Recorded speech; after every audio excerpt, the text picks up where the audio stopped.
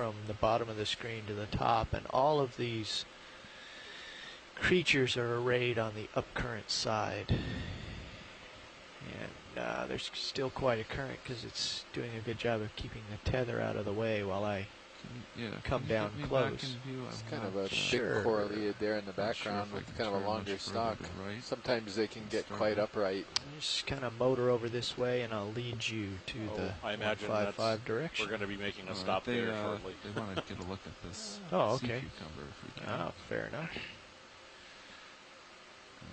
So about when they're over with that sea cucumber, co-pilot, would you like to make sure that the slope is around 155 before making the move? I don't think there's much slope left up here, but I'll take a look. All right. Yeah, if there's none, then we'll put that move when he's done. Alrighty. There are too many chrysogorgids to set down anywhere. We'll get a look at this sea cucumber from floating. You can start to come in. Okay. I'll try to get us a little closer. Yeah, I'll go back to Hansen. Yeah, I think that works. Come in tight. Hansen-Otheria is what we're referring to. Recentering. Pretty common member down here at these depths, at least. Yeah, at least in this area. This is a beautiful one. That's a partial zoom. All right, as much as you'd like. You can see the dark purple area is where the mouth is located and the feeding tentacles. And it's literally sort of digesting all the ooze and sediment off the surface. And those are getting fed into its intestine, which you can see very clearly through its transparent body wall. The material is just being processed through the long gut, and as you can see in the lower intestine, there's quite a lot of guts to digest. I'm going to pull out just a little bit. Okay. When it's done, it will eject all of that out, sort of like the way an earthworm does. These are quite important to the ecology of the deep sea bottoms because they can actually change the nature of the microbial fauna of the sediment that they're digesting, as well as they simply sort of clean off the sediment. They kind of aerate it, and it makes it available for other animals that burrow through it. So definitely kind of a curious looking but also important animal. I like to point them out. Very happy video. Anyway, we can move on. And I think there was a really big Korean sponge that we sort of passed up on the way down here. I don't know if that's not easy sure to if we can get back there. Yeah, okay. We're kind of beyond it now. Maybe forward and head off to the left to see that Nav, you can call that move in. Well, if it's a corallium, we could pass by because we probably want to make some tracks along the crest too at some point. Oh, okay. Sponges right there to the left, right? If we want to keep going, I just can a taller coralliid. The family Hemicrura in the genus Hemicruralium. That one right in front of us? Yeah. We can look at that if you want. Yeah, we could do a snap zoom on it, but I think it's the same variety as we just saw a moment ago. So it'll be pink when you get closer to it. We're beyond the red range. It's covered in something.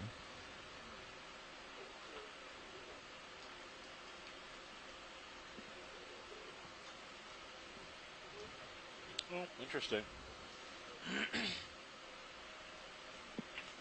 Looks like this one may have the astroskematid brittle stars that we would often see associated with Paragorgia. So those are astrosschematids?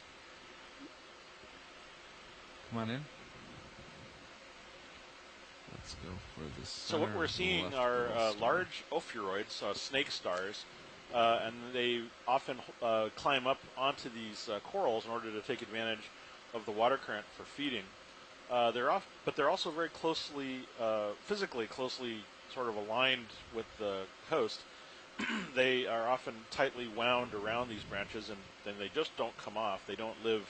If they do live freely away from corals, it's very rarely seen. Let's get the top we of measured this one of and these the yesterday of the with all of its arms extended fully, and it was almost it was over 20 centimeters from one end to the other. So they're surprisingly, even though the arms seem all coiled back on each other, they're actually quite large animals. So, and they don't seem to feed on the coral host at all. So is a very interesting relationship. Okay. Come in. So, pilot, after this, could we get a quick snap zoom on the white colony that's just to the left of this one? You probably don't even have to move. It's just a matter of turning the camera. And I think it could be another one of these odd ones that we collected that's just a younger one, but it also could be something different. Just want to double check that. And it's right there, down below. I do have to move to get to that.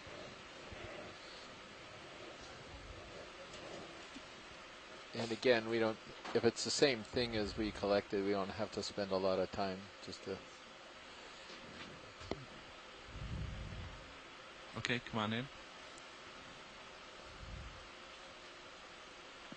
Yeah, it looks like that white one we collected to me, Chris. Yeah, it does. Okay, we're good, pilot. Thank you.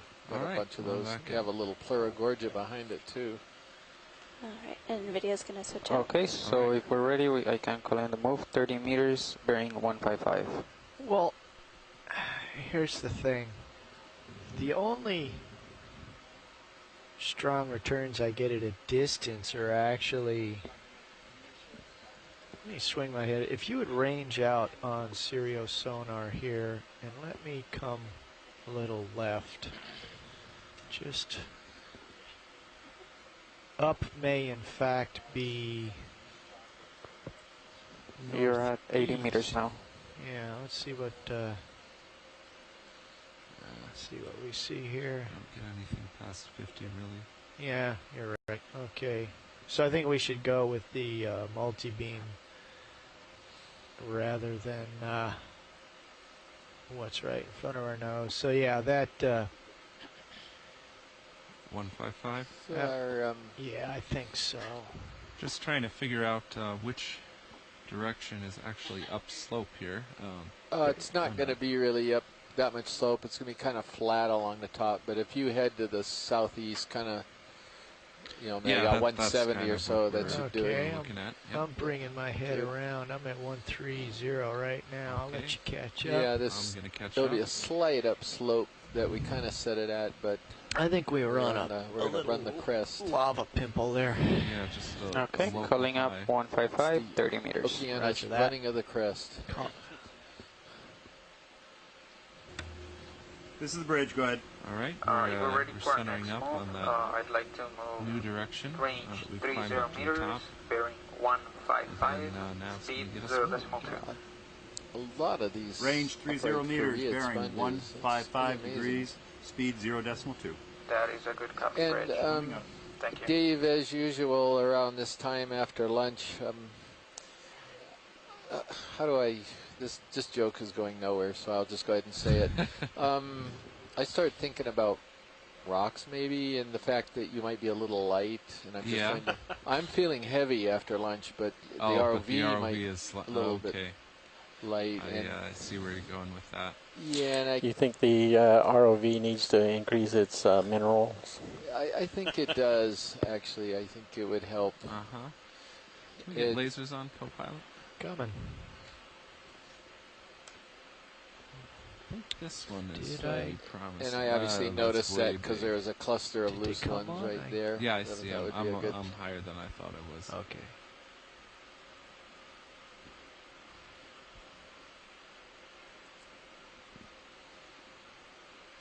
ROV nav bridge, move initiated, and nav is bailout still 300. Reasonable, large, bigger boulder to the left of the lasers. That one, is that a little big, or what do you think? That's pretty big. Yeah, how about below it? That's on the order of the one I picked up earlier. You could. The one, these ones below it are about the right size, but I think they may be cemented. I don't know. I think you could get. I think it's all yours. That one, I'll bet it's free. It's always fun to go nudge them. We'll go give it a poke. So you want to have like a starburst contest on this? Whoever wins gets buys the other one, or the other one buys them a starburst at the ship store. I don't know. But wait, I don't want to say that only the pilot yet. gets to play that game, since he's the only one controlling the manipulator. Yeah, okay. It's looks pretty stuck. I could give it no. It's stuck. Yeah. Hey, how about the one in the back behind the Chrysogorgia with that? I'm looking for angles and little girth too. This one? Yeah. That one may be. You think that might be free? Because Yeah, I think that would work. Try to settle down among the Chrysogorgians. Yeah, that would work if it's free. Co-pilot, do you want me to bring the ship to stop? How much have we got left in the move here? We have only gone about 10 meters, so 20 meters left. And I don't think you have started swinging. That's a good idea. You could tell him easy stop. There's He'll probably have it before I even start moving, but better now than later. You see that? Copy that. Well, I'm set down to try for that rock right now. Yeah, no worries. This is the bridge. We're actually going to sample something, so okay. we can bring Co-pilot, the have hydraulics. ship to an easy stop. Easy stop on. Hydraulics up. Great.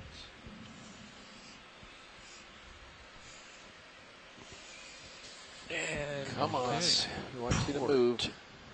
Bringing the arm up. Port wing, I'm anticipating. Well, here's the issue with collecting rocks is if you're new again to the Okeanos, they can be really glued into this kind of bottom by the manganese crust that's coating them. So the trick is to find one that has a chance of being loose. So they always do a little tap test here, and I'm hoping.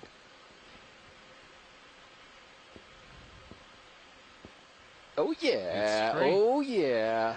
Okay, here we go. I'm gonna go ahead and bring port wing. Oh man, this is the one we should have bet the starburst on. Something going on with my wrist here. Yeah, I had it flopped over for snipping and. Perfect. Okay, let me get some mini Zeus going. 3, this all looks great.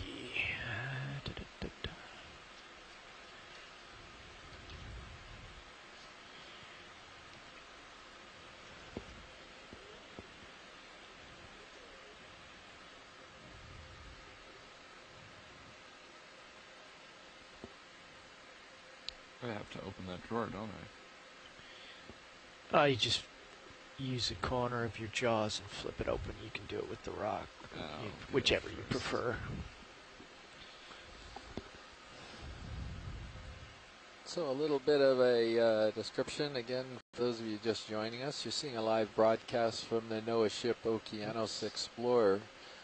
We are in the Pacific Remote Islands Marine National Monument, and in a part of that monument that's called the Johnston Atoll Unit. And we are inside the boundaries. We have arrived on a seamount this morning that had never even been mapped before a couple nights ago. We mapped it, and we're diving on it this morning and have found quite a fascinating collection of animals. So I'm going to leave it at that for now.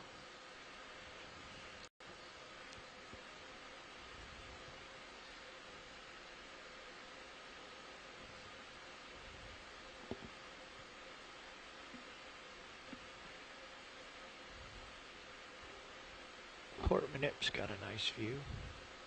Yes, thank you.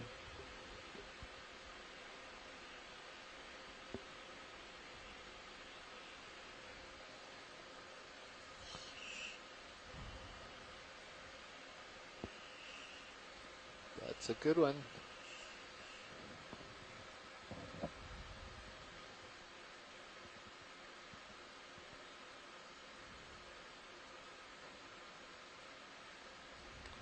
Video, do you want to come in on this? There might be some stuff.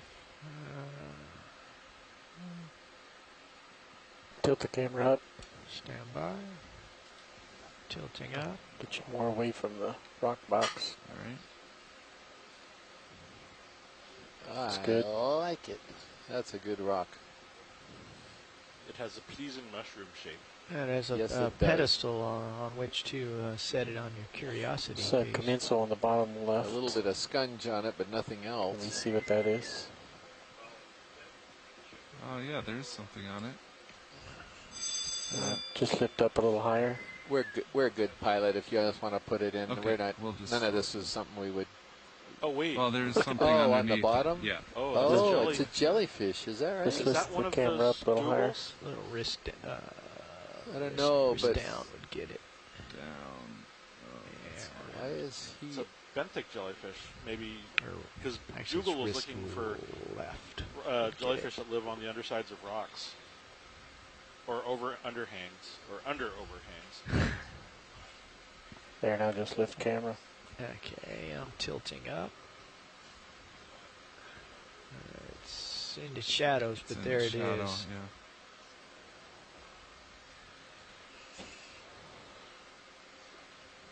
Well, at the very least, we can get this record of it for him. Yeah. Or a jellyfish, or an enemy of some weird. I'm gonna say jellyfish. I bet it's one of Dougal's things. All right. Whenever we're. This might be one of the jellyfish that Dougal Lindsay was very excited about seeing. That spends most of its time on the surface, on the benthic surface. All right, I'll have to we're go clear back with and this. see if I can find the name of that. But stow it. we saw one of these. I think it was Helicrius. And there was a lot of interest in recording it. Well, we're going to record it, and we probably will collect it at this rate. Yeah. That's the rock box with the lid, right? I had stepped out for a second. I didn't realize that was on a rock sample. That is outstanding. Yes. Well, I guess it's going to rock box, so I don't know if it'll still be there when you get to the surface.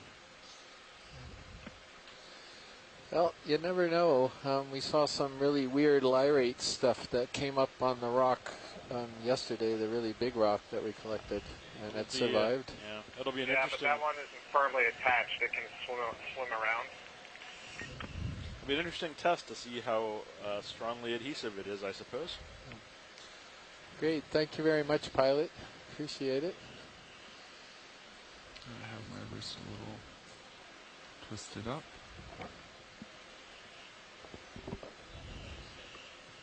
Pleurogorgia. Yep.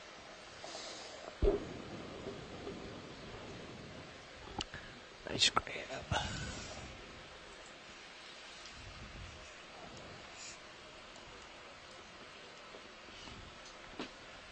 Okay, we have our third sample of the day, which is our second rock.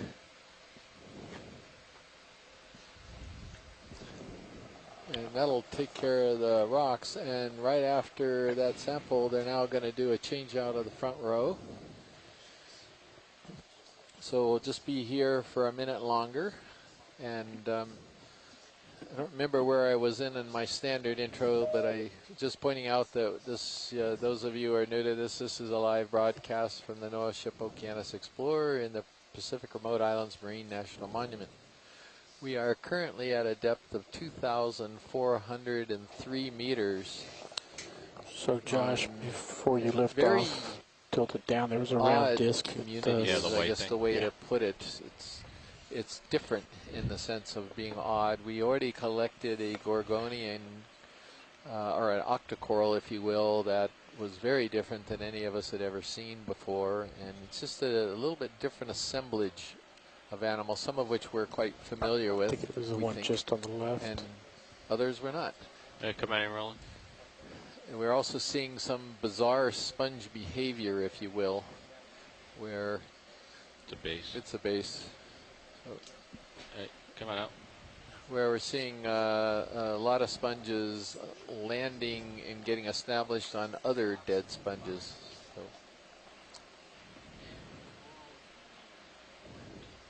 anyway, we're going to survey along the crest of this seamount toward the summit. We're pretty close to the absolute summit of this new seamount, and we're probably going to reach it today. We're just below it. See, there's an example of the sponge landing on a sponge, which we imaged earlier. There's a big whip in front of us. And there's a nice boulder. Maybe look at this. Yeah, let's look at the boulder. Hey, let's come in video. And yeah, so the pink, a little tighter on the pink coral if we could. Yeah, roger that. Because this may be a different species of corallium.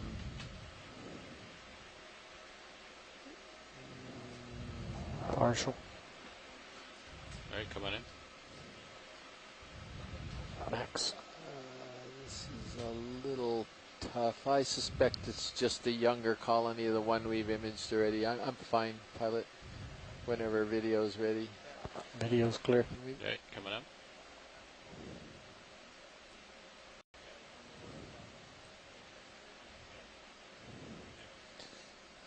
There's another one of these spectacular sponges that nice a lot of which are dead. Whole rock. Location. So this is kind of a nice little, I would say, a summary of the community that we've been seeing today with a couple chrysogorgids, these weird sponges. This is literally like a perfect cross-section. Yeah, exactly what we've been seeing. So not tons of diversity, but a reasonable amount of abundance.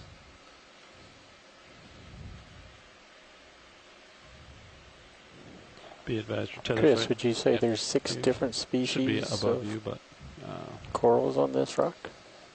How many? Let's see. How many species of corals? 1, 2, 3, 4. Because there's one of the weird ones we collected. Yeah.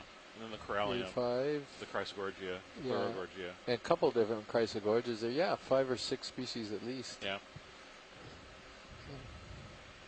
It's a bearing of our moves. So then all we need to do to describe the community is just show that picture. And it looks like we're about at the peak. I mean, well, there are a couple of whip corals. That's literally true. Well, there's some bamboo corals that we got too. It's going to be more flat rock for the rest. A few stocks. Yeah, we're going south on 155. So whenever you're ready, I can put another move in. Yeah, let me just get out ahead a little bit. I point out the humility in Chris in being able to forego his sponges. This is massive. That's a whip. Just whipped out of nowhere. This is absolutely massive. Like 10 feet, pilot, yeah, wow. I mean, like, it's taller than D2. Like, maybe twice as tall. Oh, then we've got to pause here. Or so maybe back I don't know if you heard that lesson, Scott. Image. Josh, the pilot now, and we'll have them introduce themselves in a moment, thinks this is twice the height of D2. You sure this isn't an anchor line? It just seems to go up and up and up.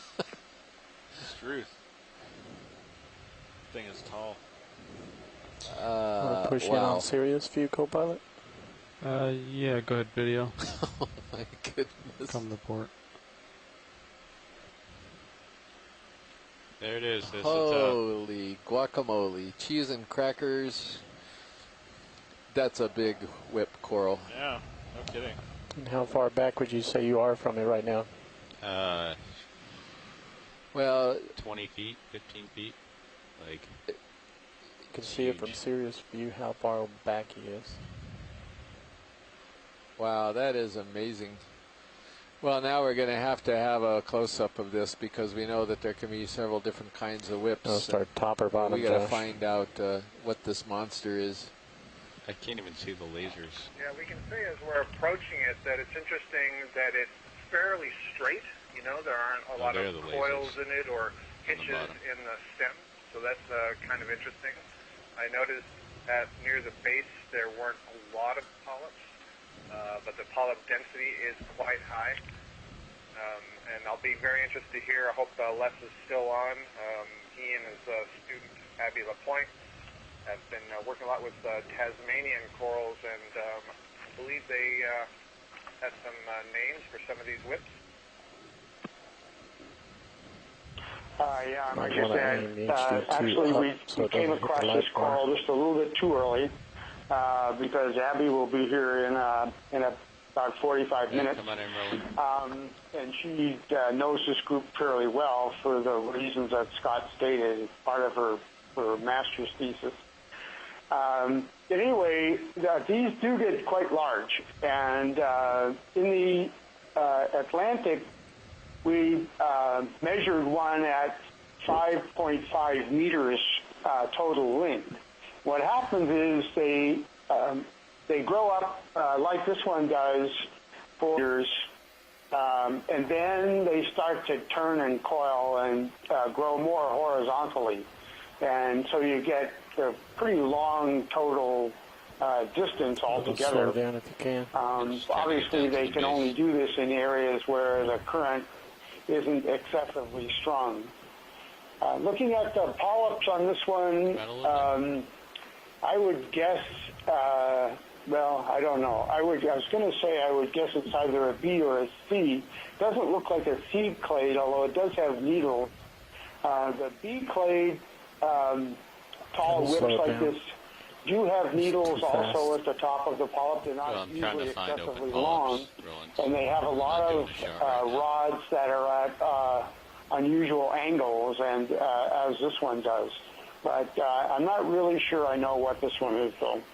Les, one of the things that I'm looking at is the thickness of the tissue. It's very hard to see that there's a white skeleton under there, and I'm not even certain I saw any nodes as we went by. And I distinctly remember some of the colonies, as Les was saying, that we collected in the North Atlantic on some of the seamounts there that had almost this thick rubbery tissue that you could kind of remove like a glove, slide off of the skeleton. So I suspect that's something that is going to help us give this an identification. And I will have a quick look at my database to see if I can come up with exactly what that was. The other thing is interesting is how tall and thick the polyps are. Mav, can you select the next waypoint? I'm curious where. Call it the head, but where the tentacles are, and the tentacles are all retracted into kind of like a fist right now. Gotcha. Oh, great. Thank you, Les and that's Scott. a good point on the thickness of the tissue along the axis. Directly upslope. And the other point here also is that the way these polyps contract, this is a peculiar thing about a lot of bamboo corals, is that the polyps, in many of these tall whip forms, the polyps don't pull down into small little knobs, but instead they maintain their erect shape, and the tentacles pull in over the top of the polyp. And as you say, it just looks like a little fist that's there. And when that happens, then sometimes you can see the little needles that are sticking up between the tentacles. Yeah, thank you. Well, we're good when video is good, pilot. We're just going up the stalk to the tip. That'll take you about an hour. I think we're halfway there. Jeez.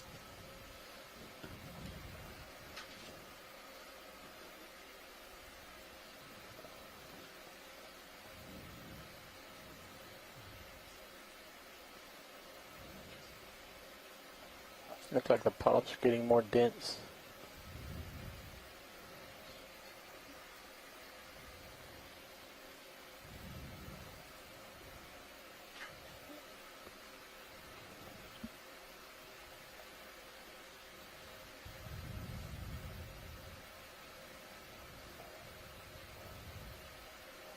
It's getting close out of the light pool.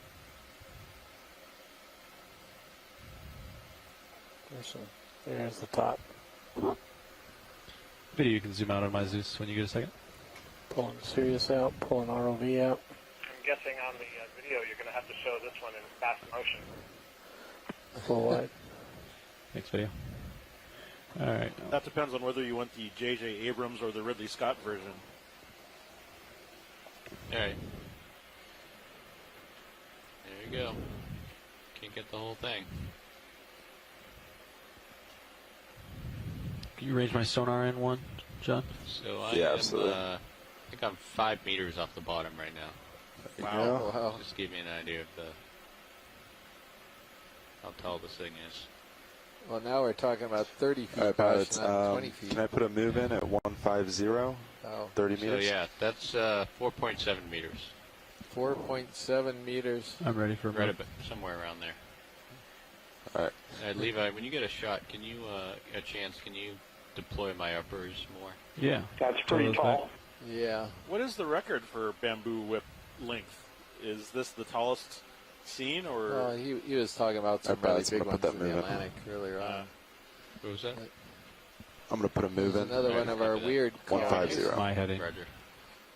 There was one in the Atlantic where one of our co-investigators wanted to look at age and growth of the colony, so we cut the entire thing down in about 1 meter chunks, and then laid it out on the floor of the lab of the ship, and it was 5.5 meters.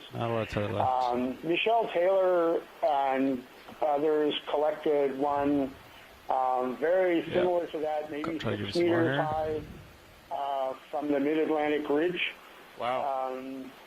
But so far as we know, the tallest or longest deep-sea gorgonian is this really large Magnus viralis that we saw a lot of yesterday. And up on Twin Banks, we measured one using the lasers. We measured one that was 6.7 meters long, and that we published a little paper on that a few years ago.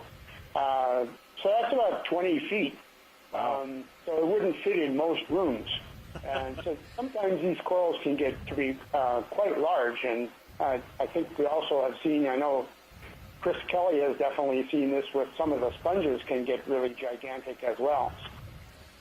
And I'm having a look back in the database, and I'm seeing multiple corals that we collected that have that really thick tissue, are unbranched, have these tall, wide polyps with the fish-like head, and they're all clade B1, including the one that Lex was just referring to that we collected the entire colony.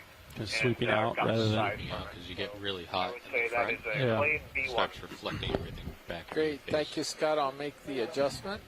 Get the lowers where you want. want. By the way, Chris Kelly doesn't know how to add or figure out. I think I said that 5 meters was 30 feet.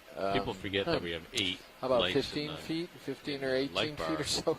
So you don't really need a whole lot more light. Still, it's a really tall one. Yeah. Pilot had estimated around 20 feet, so that was... If you need lighting going to give you a little correction there. Which occasionally is useful. Yeah, I've seen that. Coral that was just really tall, about 5 Put it right down in your box or something. Yeah. I think your microphone is open, maybe, Les? Yeah, and I think Gabby just arrived, too. No, not mine. It's someone who just joined the call has their mic open. Sorry, it's IRC ECC. I just needed it. Sorry. So who have we got there in the IRC ECC today? Just do a snap here, Ron. This is Richard LaPence. I'm just setting it up for Bruce, but apparently he's not here today. Great, thank you, Richard. Yeah, he said he had something that cropped up at home, so he wasn't able to be at the ECC this morning. Well, this is a stalked glass sponge in the genus Caulophacus, and it's in the family Roselidae. It's a pretty common glass sponge that we see in a lot of places, so it's very successful at doing what it does, which is filtering the water currents there. Coming out. And got that tall colony on your shrimp in your tail cam there. Copy that. Thank you. Yeah. I can see that. Get the shrimp rolling. Okay, and we're zooming in on a long-legged shrimp in the family Nematocarcinidae, and presumably in the genus Nematocarcinus. This is again another very successful member of the deep sea community. We see these everywhere we go, at least members of this genus.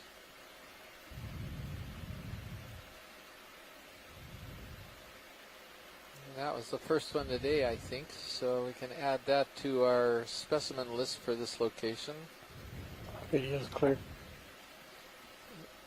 Yep. Okay, so I'm done.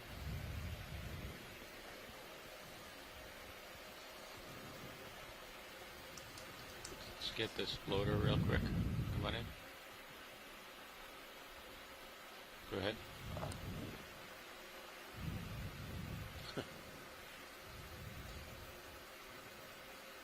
don't know if you call him floating pilot. He certainly seems to be trying really hard. He's putting in the effort. He is putting in the effort. He gets points for that. Come on, what?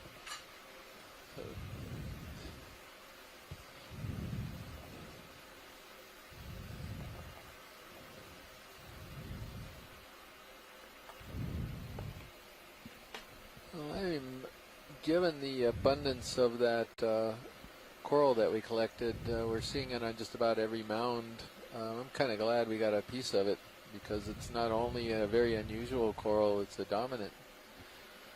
Let's just snap in here real quick. Yeah, let's see what's going on with this. A lot of... Oh, looking at the chrysogorgia, but I was looking at all the anemones on the other thing. This is one of these wispy chrysogorgids. What were you looking at? That's a lot of anemones on that colony. This is now the third or fourth time at least that we've seen this primnoid with all these anemones on it. Sorry, it's off the screen now, but. Oh, it's okay. So we got a lot. We got a lot of these. Okay. Yeah. You'll probably move on. If we saw a big one while you were at lunch, I think. Yeah, we had a really good look at it. And Tim Shank was noting that it was interesting that the anemones seemed to be concentrated on a couple of branches instead of randomly dispersed throughout the entire colony.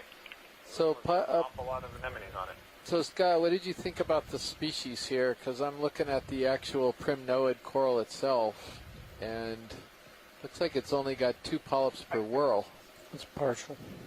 Yeah, so I couldn't come up with a species, but we did get a pretty close look at it, and it did seem to have more than 2 rings of scales, so I suggested it was Narella.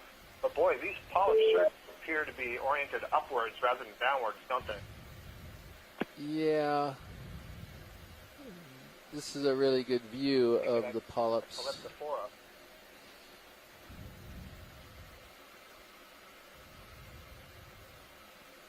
I think the Narella, it looks like it could have at least 3 body scales there, Scott. So I think your initial thing of Narella might be the best guess on it.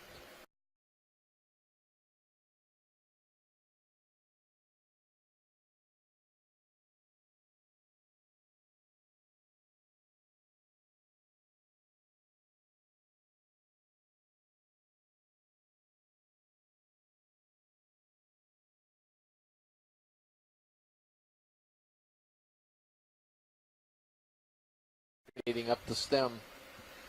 Now that's weird. Is that move complete, John? Yeah, move complete. I wonder if part of that has to do with some injury or damage. I mean, so it's clearly where the anemones are sitting. Yeah, would you say you're swinging for about 2 minutes? Yeah, it's like about 3 minutes swing maybe. 3, okay, so it's 4 or 5 minutes of ring layback. anemones are thought to like that, possibly dissolve polyps with their pedal disc. That is the part of the anemone that's actually wrapped onto the branch of these colonies. And we've talked a lot about associates, other invertebrates that are living in association with the corals or the sponges, and some of them we describe as mutualists. You used the word commensal before, and some of them are parasitic or predatory. Next in this move, case, I can move you. if those anemones are damaging or feeding on or dissolving those polyps, then clearly that's a negative association. Okay. 135, we can shoot a little that way. It's pretty wide up top here. So. Positive mutualism. Yeah, follow the local. Hi, thank you, Scott. Just calling in from the University of Louisiana at Lafayette. So I'm just taking a quick look at the chat room, and I can see that Tina Molitsova is on now. I'm not sure if she's awake because it's so late in Moscow. She's with the Shirshov Institute of Moscow, but we'll see if you're ready, I can put another 30 meters in 135. I'm ready. Copy that.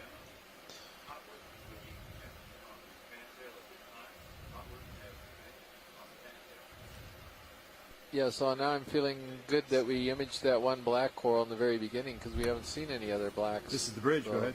As you saw somehow, is that no, 30 meters at 135 degrees, 0.2 knots. Range 30 meters, bearing 135. So have we seen any sea stars at all today either? No sea stars? Nope. What is with Johnston Atoll and sea stars? quite get that. I think they're waiting for their big denouement at the end. Let's just do a That's quick the way snap, it seems see to if have been. this is anything. No. Right, come on out. That and the big fake out of sponge and coral stalks.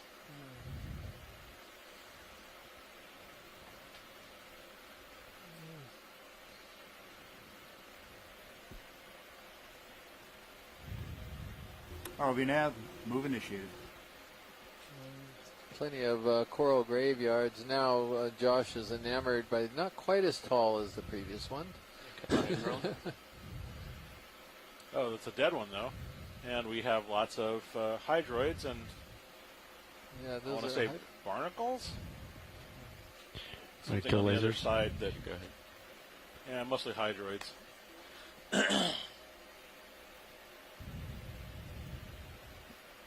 But any kind of this high-rise space is, oh, yeah, it's a nice big, I want to say Solandaria, or one of those large hydroids as opposed to the smaller types. But all sorts of valuable real estate up in the water column, or where they can take advantage of water currents and so forth.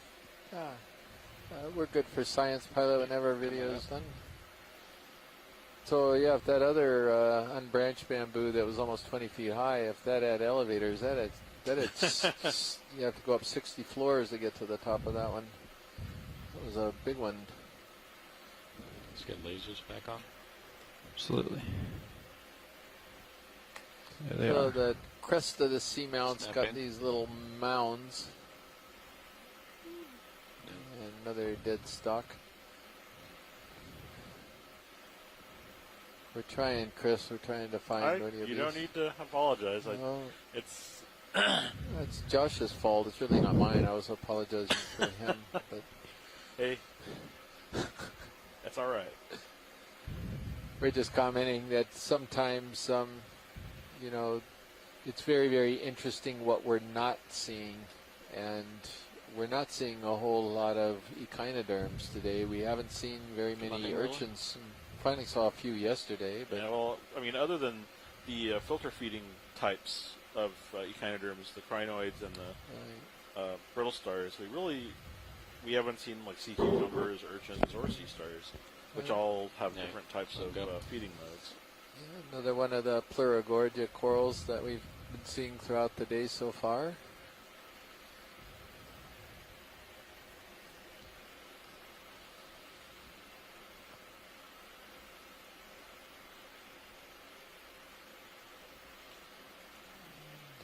But we did see one of those funny little jellies living under that rock, so that was kind of interesting. We've seen some pretty interesting things.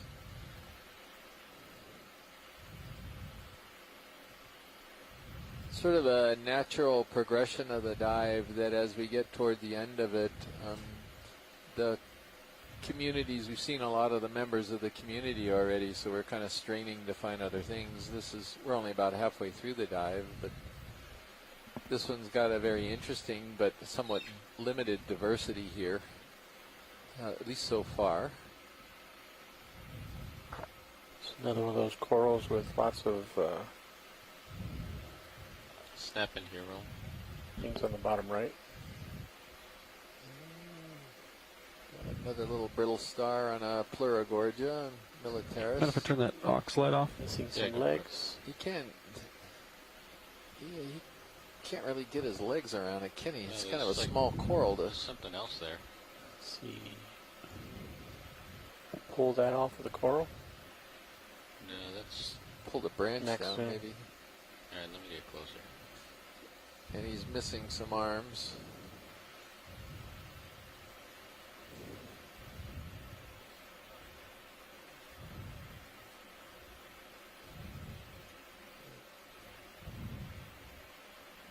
Okay, come on, Emerald.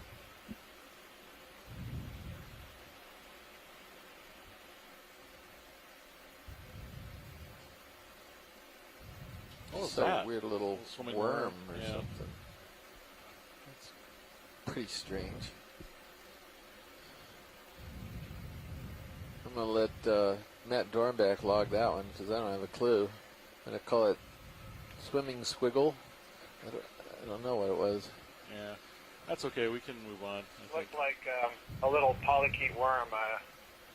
I was able to use the delay to my advantage when you exclaimed. I watched and like it went by. It looked like a polychaete. Yeah, it's coming out. It's a little battle scarred. Well, I have a theory. I didn't want to express it with Chris here because he could laugh at me about this, but I have a theory that why a lot of these brittle stars are wrapping their arms around the corals, because the corals provide protection from getting their arms bitten off. Is that a brittle star or sea star? If you land on a coral like that, I think that's pretty reasonable. I mean, the spines provide a lot of defense, but sometimes you have just fish that are, that's an Okeanos, I'm pretty sure. Yeah. So the brittle stars, that'll jump off before too long. You got the sponge on the stalk that we noted. It's just kind of weird, but you have several different coral species all in a row here. Primnoids and 3 different kind of chrysogorges potentially. Those sea anemone-ridden primnoids seem to be quite abundant here. It's interesting.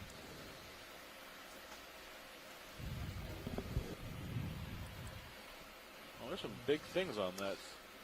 Yeah, over there to the upper left, there's some big colonies of stuff.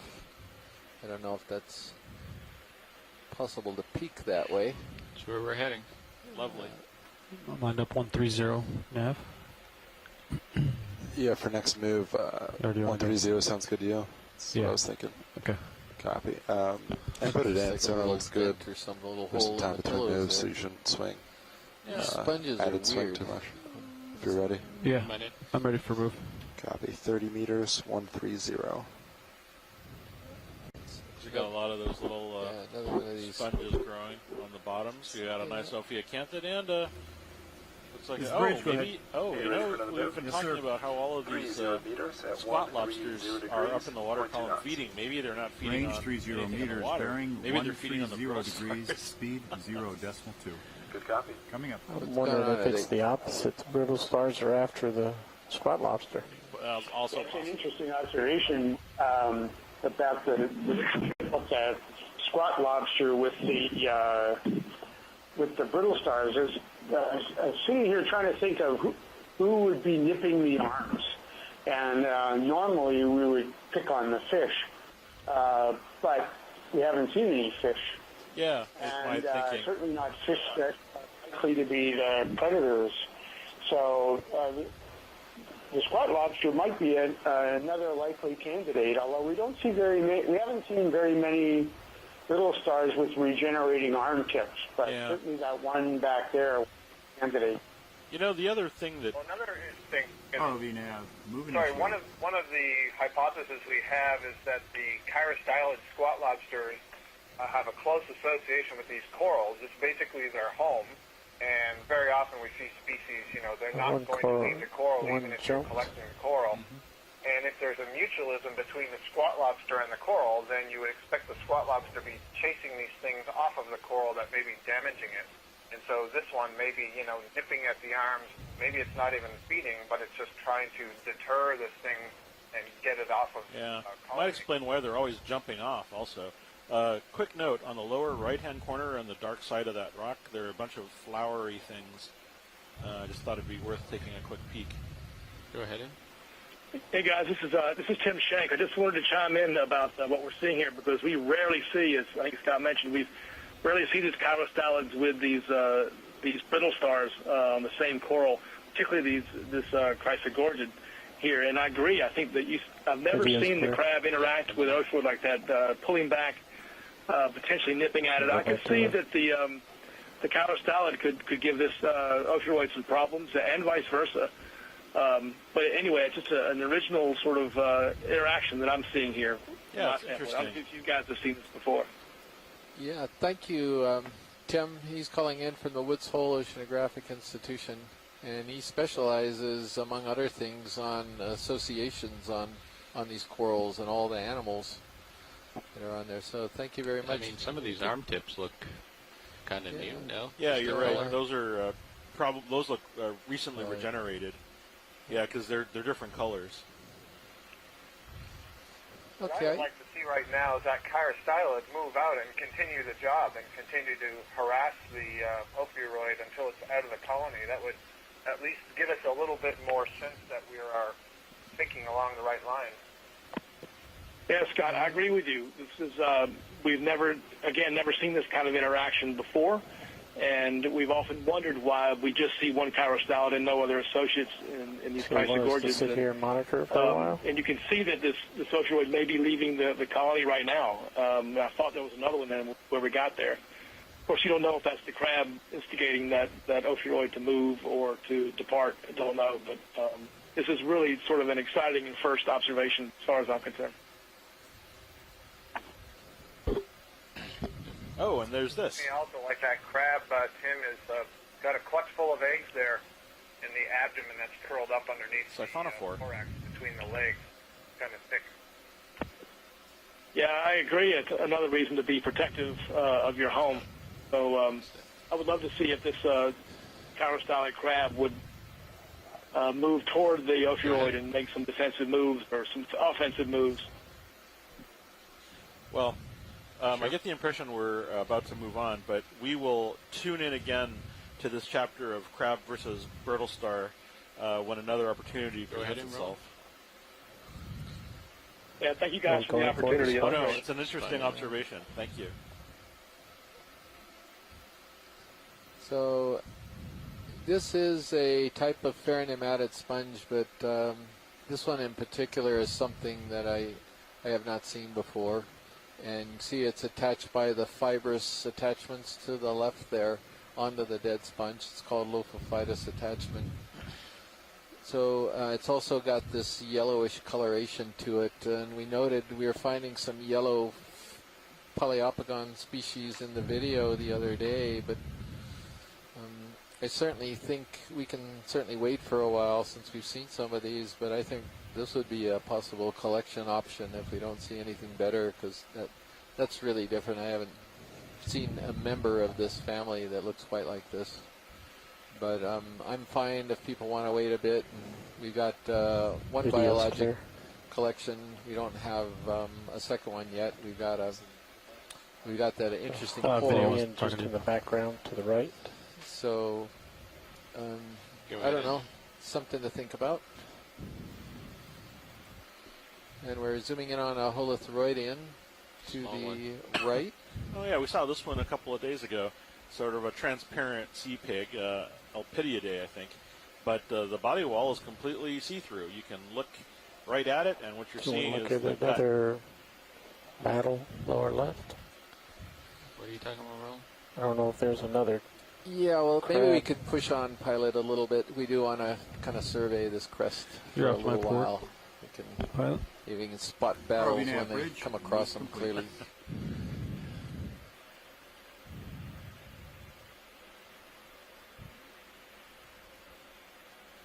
Just do a snap on this as we come back. Well, the brittle star has moved off away from... This might not be the same. Oh, it's not the same one. Yeah. Okay. It still looks like it's trying to stay out of the way of that spot lobster, though. Interesting. Yeah. Leave it, Charlie. Okay, it's coming out. I'm off to one side, so gotta make some ground here. We can always turn that direction too, Josh. Yeah, what's our direction of movement? 130? It was 130. I trained to port. There's one of the Bolosomines and a big corallium there to the left. Lots of stuff in the back there, but they're kind of things we've already seen so far. There are these large dead ferronematid sponges and a couple live ones. Right now? Yeah, and I turned to port, so now I'm at 106. And we're just finishing a move, so just finishing the swing here. Just snap in here, Roland.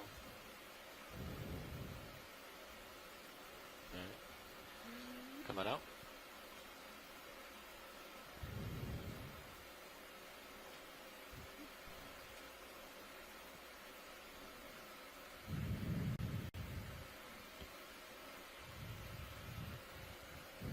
Pretty distinct line there.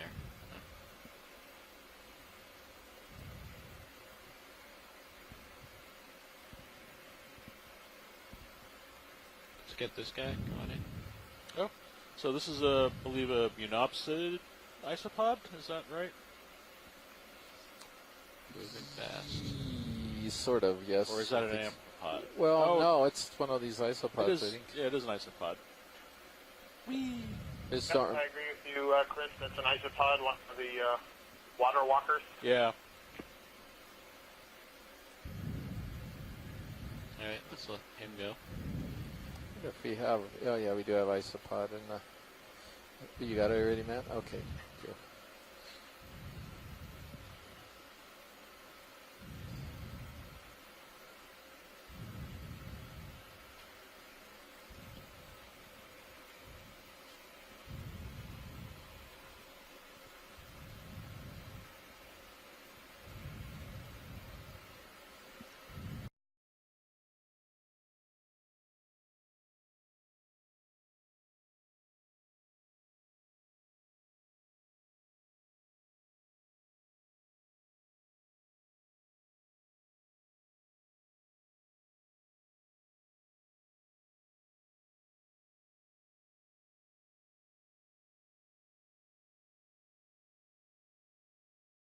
Seeing multiple generations of these sponges that have lived and died over here rather than one singular event that killed a whole bunch of them at once.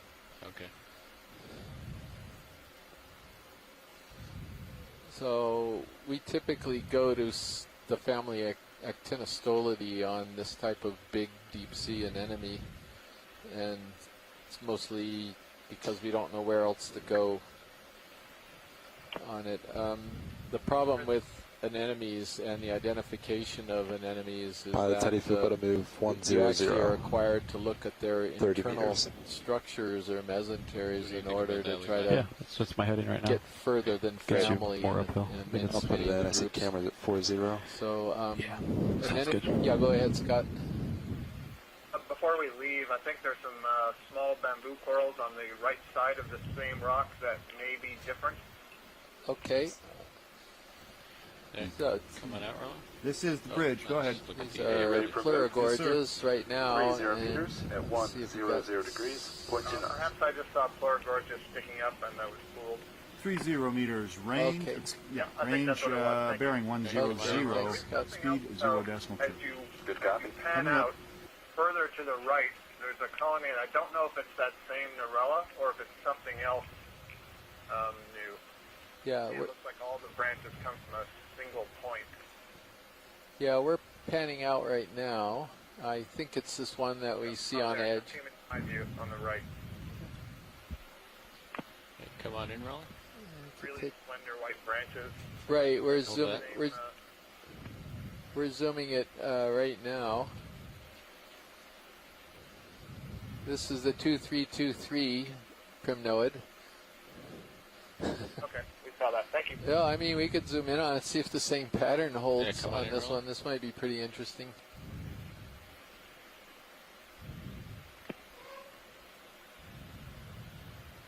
I don't know if it's directly 2, 3, 2, 3, but there's 3 at a time, and then maybe a couple with 2, and a couple with 3.